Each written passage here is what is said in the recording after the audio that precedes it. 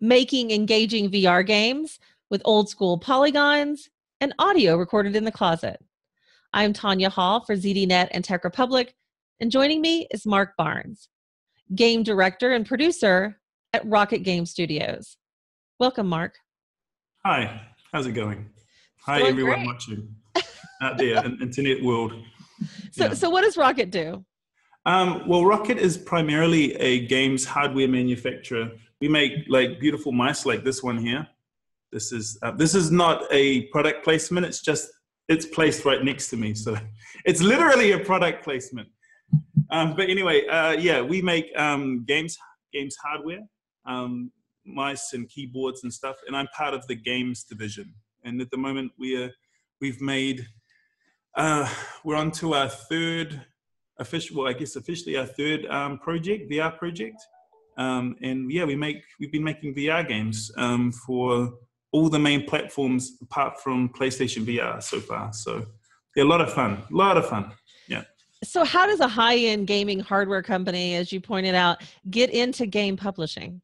Oh, yes. Good question. So we basically had like a games department for a while, and we had one project that was going on for a while called Six City, which unfortunately was cancelled. But at the same time, we had another project going on, which is basically I was the manager of product research for Roccat. So basically, companies would approach us, show us fun stuff that's all still under NDA. I would check it out, and all emergent technologies. So you can imagine what they were.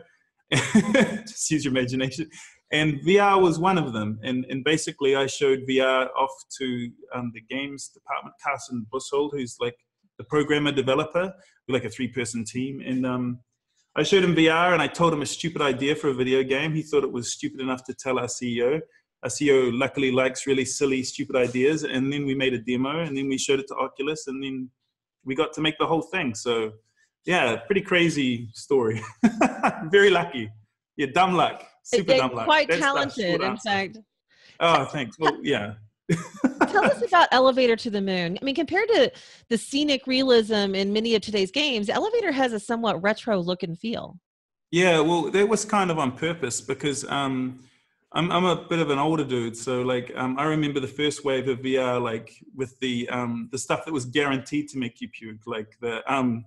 I remember playing Doom in this massive CRT headset and just going, this is horrible and not ready yet. And that was in the 90s. And back then there was a lot of stuff like the Lawnmower Man and stuff like that and Star Fox. And there was this beautiful period of arcade games between the 16-bit and 32-bit era where you had like Virtua Racing, Virtua Fighter, and it was all flat shaded polygons.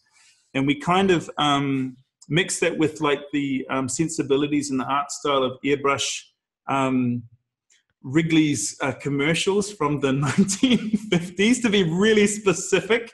But look it up; they look beautiful, like these amazing airbrush kind of. They look like low poly art. So we mix those two styles together to make our crazy VR game. And it's also because we were on mobile VR, so we were on. It was a Oculus. I don't know if you heard that. There was Windows telling me something, but anyway, it's a Gear VR and Oculus Rift title, and to maintain frame rate, we wanted to have the flexibility of a larger VR title and a mobile title. So we wanted to not kind of compromise the amount of freedom that you had in the title. So that's why we decided to go for a low poly art style for performance sake, I guess would be the shorter answer. I find my short answers after I answer it in a really long way. Yeah, it's compression. It just takes that long to zip my answer down to a short, biteable chunk. Sorry. But they're quite entertaining, Marc. Elevator was produced by a team of 3. Tell us about your teammates and how being resource constrained became a defining characteristic of the game. Oh, I like that. I should write that down and say that to other people. It was a very defining thing. I think the thing is I think when you have constraints, you're forced to be creative. And I think this is the same in marketing or advertising. I used to work in marketing. So you would get someone with a company and they would say, this is what my company looks like. These are our colors. And you only have a certain limited amount of the playground to play with. But then you're forced to be very creative. And with us, it was very much the same thing. So we had Carson, the developer, who coded the game and put everything together. He was almost like an editor in a way. So, and then we had Hannah, who did the 3D art, and she was amazing. We actually found her at a local VR meetup. And then I did everything else, so the music and the voices and the story and stuff like that. So, and we all contributed on game design together. So it's kind of how we worked. And I would get in at 6. No, I'd get in 8:30, and then Carson would get in at. No, Hannah would get in at 10 and make stuff, and then Carson would get in around 11, and then we'd give him all of his stuff, and then he would stay till late to put it into the game. And it worked out really well, because then we would talk with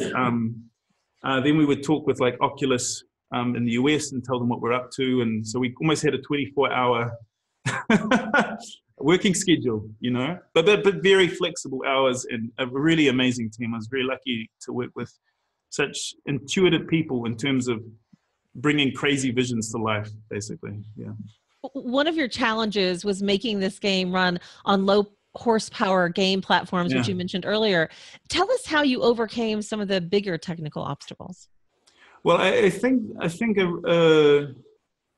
well, it's interesting, because we always kind of had a moving target, even with inputs. You know, we were given the Gear VR controller by Oculus. Hey, can you put this in the game too? This would be a good match. And we're like, sure it would. And we added it to the 7 other control methods, from gamepads to like the Oculus touch controllers. Like all of this stuff was emerging as we went, and the technology too. So we started with S6 was when we were doing our first prototypes back in 2016, and then by the time we released last year, it was the S8.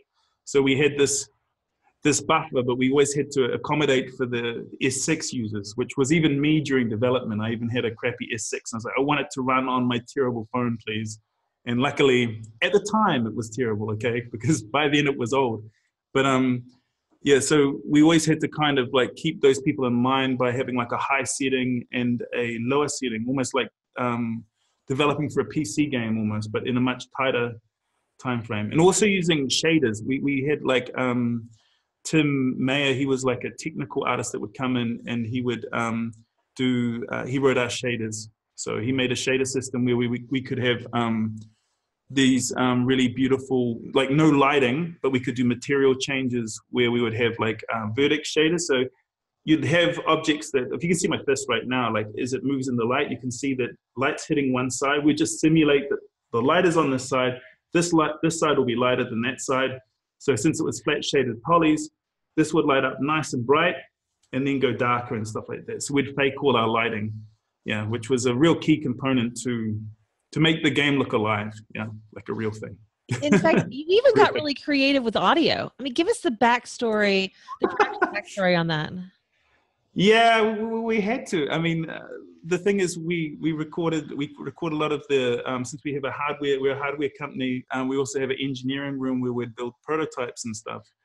And basically I'd go in there with the Zoom mic, and like for electricity sounds, I had like masking tape on a window and pulling it off and slamming cassettes on the ground. And then I would do the voice of Vita, the AI. I would do his voice, and I would also do Rockmeyer's voice, the president's voice, in a closet.